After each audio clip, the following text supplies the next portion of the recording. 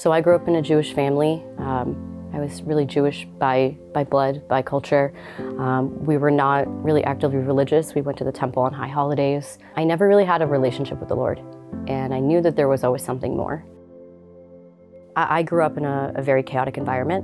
I struggled with my mental health for many years, and I turned to a lot of things that were very consumptuous to fill that anxiety. I had a lot of anxiety, a lot of depression growing up, partied a lot, and I spent a lot of time engaging in activities that, I would never even consider taking part of now.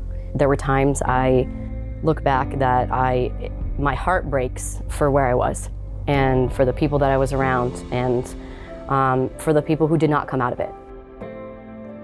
I don't get to speak to addictions or to other people's circumstances, but I do believe that that hole that we're always trying to fill with consumption, alcohol, drugs, sex, all of it, I feel like that is the God-sized hole. And I think that we will always keep seeking it until we find God. And I think that's exactly what I was doing, and that's why I didn't stop asking. I started coming to Faith Church about 3 years ago.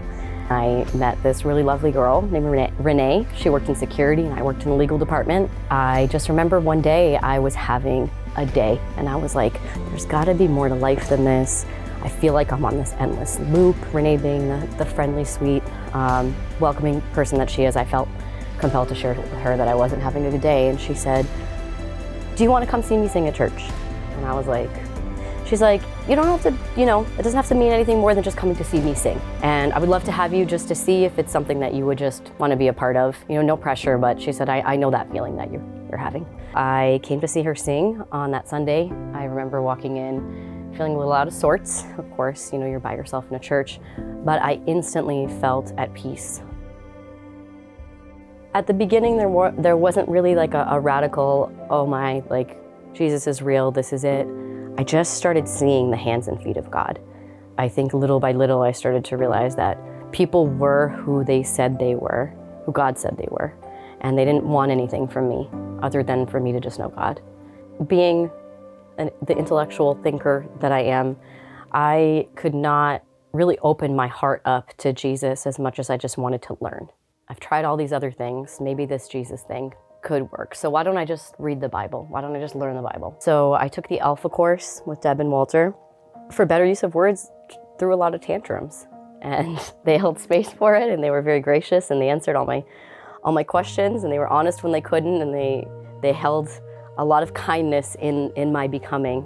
I do believe that it was a gradual process of just seeking and learning and asking God, meet me here. Just meet me here. After seeking for some time and walking with other Christians here, I had an incident where I was involved in a romantic situation that I probably had no business being in. There was a conversation that took place and something just was not sitting right in my spirit. And I was woken up from the dead of sleep at 3 a.m, and I could not breathe. I felt like I had something sitting on my chest. And I knew in that moment that he was with another person. I just started praying and I didn't know what else to do. And I just said, in the name of Jesus, you have no authority over my life and I command that you go. Whatever was on my chest was lifted. I opened up to Isaiah 54, no weapon formed against you shall prosper. And I just started praying until I fell back to sleep. I saw the devil that day. It rocked me, it absolutely rocked me. And I don't believe that until that experience, I understood what spiritual warfare was. And there were other things that happened after that point, up until now, that I knew without a doubt that Jesus was real. So that is why I chose to follow Jesus. He is the great counselor. He is the great I am. He is the rock and the foundation that I build my life on. I still have moments of doubt and I still question things all the time. But God hears you even in your doubt. My name is Ilyse and I've decided to follow Jesus.